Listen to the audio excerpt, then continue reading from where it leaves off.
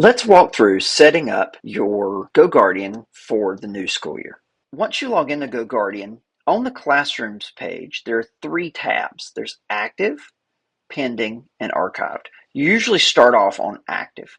Now, if you immediately see that you have some classes left over from last year, now is a great time to get those out of the way. We want to get those archived. And the way you do that is you click Settings, an archive class. This doesn't delete the class, but it does move it to the archived page. And it's important that when you click on the archive page, you see all those old classes so that if you ever accidentally archive one, you can click Restore Class and bring one or more classes back to the active tab. When your classes come in, they will first appear in this Pending tab. Now you'll notice I don't have anything in pending because I don't have classes generated by Infinite Campus, but you will, and that's going to look something like this. You'll have a red number beside pending to tell you that you have some classes in there. So when you click on the pending tab, you will see an opportunity to either accept or decline all of these classes. Before you accept everything, keep in mind some of these are probably your advisory or homeroom or some other kind of class. Only hit accept on the ones that you absolutely want that you will use GoGuardian to monitor.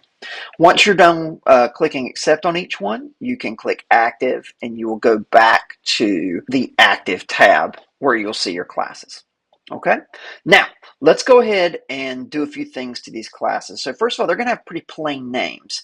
We're going to do some things to kind of make it easier to tell which class you're talking about. So the first thing I'm going to do is pick a class and click Settings, Edit Class. Now let's say this is my first period English 2 class. Well, it only says English 2. I can't change the name, but I can add a description to say first block English 2. Okay. I can make that say anything I want. I can also change the color, so we'll make this one lilac. Once I've added that, I can click Update Classroom, and now you'll see when we go back to Classrooms, I've got the descriptor underneath here, so you can keep your first block, second block, third block classes separate. Once we've got that set, the next thing to do is to set our class schedule. You want these classes to turn on and turn off at the beginning and end of every class, and you want it to be pretty exact. You don't want to step on another teacher's class by having class being monitored while the students are actually moving into the next class. So let's talk about how to do that. The easiest way is to go over here to Calendar. Once you're in Calendar, you're going to click Schedule a Session. From the drop down, you can pick which class you want to schedule, and you're going to have to do all of them. So I'm going to go ahead and do English 4.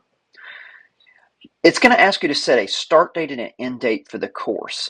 You're going to want to make this start date the start of school or the start of the semester, and you're going to make the end date somewhere at the end of the year, because you don't, or the end of the semester. You don't want to have it run over and keep on monitoring the class after the students are done. Middle school folks, you will obviously probably just go ahead and set a date in May. High school folks, you'll probably want to set a day before Christmas break, before your for your first semester, and then in May for your second semester. High school people, it's also important to go ahead and set this date before exams begin, because you don't want to be monitoring during exams, because that's going to be a different schedule. Okay, so I'm going to just go ahead and set June 1st for mine today, since I'm doing this now. I want you to be able to see it, and I'll set a date of July 4th for my last day of class. Once you've got your date set, you're going to pick your time. Notice it has default times on the hour and half hour. So if this class, let's say, started at 1:30 and ended at 3, I did 3 a.m. That's an easy mistake to make, so I need to make sure I do 3 p.m. So you'll notice it does the half hours by default.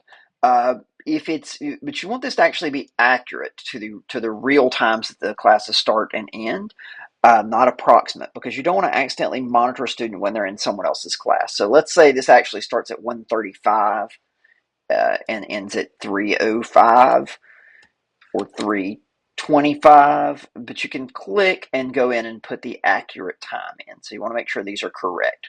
Now, repeating is important because we want this to happen every day, so we're going to probably make it Monday through Friday. If you are a school that has a club schedule or something like that on Wednesdays or a different day, you can actually add another schedule. This will it'll bring up another box of this, and you can add a new start time and end time and have that repeat on just a particular day so that you can have your Monday, Tuesday schedule and your Thursday, Friday schedule. Monday, Tuesday, Thursday, Friday as one schedule, and then Wednesday as another schedule so that it can be accurate. Once you've got everything set, you're going to click Save, and you will see that this will pop up. It won't let you monitor on the weekend, so we've got that taken care of.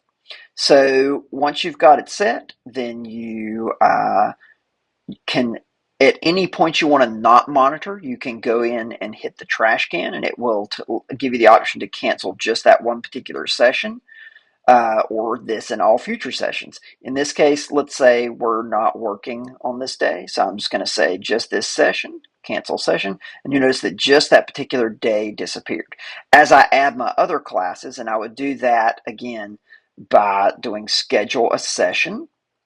But if I were to do that and to add my first period in, and you'll notice I can set the start time and end time as well as the start date and end date. So let's see, this one's going to start back in January. We'll change this end date to be sometime later in July. Again, I can tell it to repeat Monday through Friday. Once I've done that and hit save, now you'll notice I see that class in my list as well. Once I've got all that set, GoGuardian is pretty much automated. You can always start manually monitoring your class, but it should cut on every day at the correct time. Thank you.